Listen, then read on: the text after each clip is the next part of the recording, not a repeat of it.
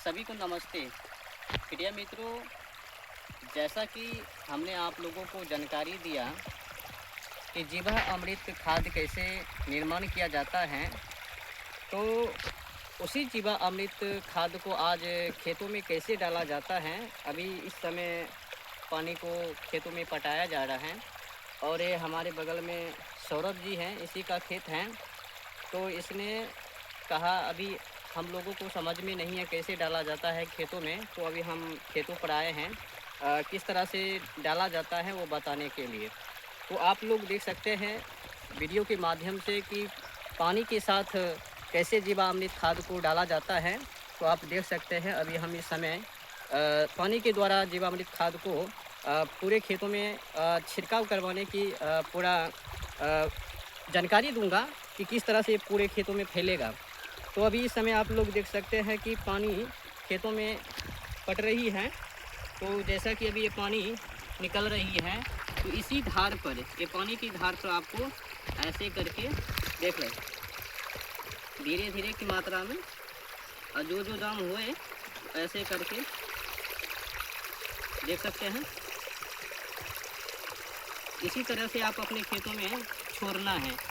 और ये भी आकलन कर लीजिएगा, अगर बड़ा साइज खेत है 1 एकड़ 1 बीघा का, तो आप पाटा को गिन लीजिएगा कि हमारे खेतों में कितना पाटा है। तो उस हिसाब से आपको 1 लीटर, अगर प्रति पाटा पर 1 लीटर का भाग है तो 1 लीटर ले लेना है। एक पाटा में 1 ही लीटर की मात्रा में डालना है। देख लीजिए किस तरह से फैलेगी, पूरे खेतों में चले जाएंगे।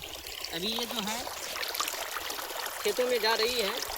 इसी तरह से आपको ध्यान में रखना है कि हमारे खेतों में कितने पाटे हैं, उसी पाटे के अनुसार आपको अपना भाग बना लेना है। और प्रति पाटे में जितना आपको जीवामृत खाद लगे, उसी तरह से आपको अपना भाग बना करके इस तरह से आप अपने खेतों में डालिएगा। ठोके ठोक गिर रहा है अभी नीचे। तो प्रक्रिया इसी तरह से है। आप लोग अपने अपने खेतों में इसी तरह से डालिएगा। तो यही बताने के लिए हम खेतों पर पहुँचे हैं। तो जय हिंद, जय भारत। जब आप लोग इस तरह से अपने खेतों में जीवामृत खाद को डालिएगा, जब एक खाद इस मिट्टी में समाएंगे तो लाजवाब उत्पन्न होता है, उर्वरक शक्ति को बढ़ाती है। तो डालने की जो प्रक्रिया है इस तरह से है।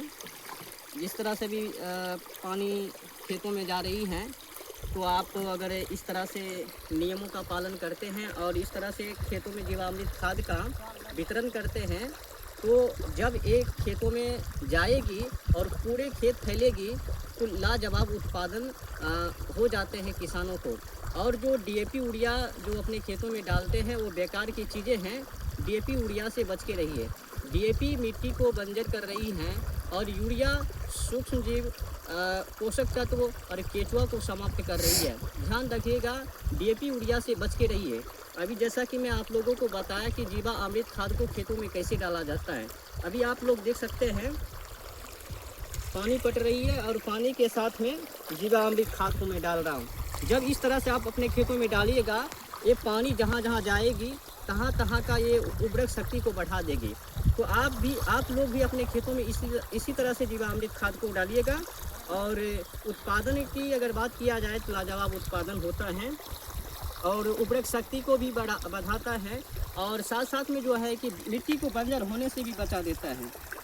तो आप लोग नियम का फॉलो करें। जय हिंद, जय भारत।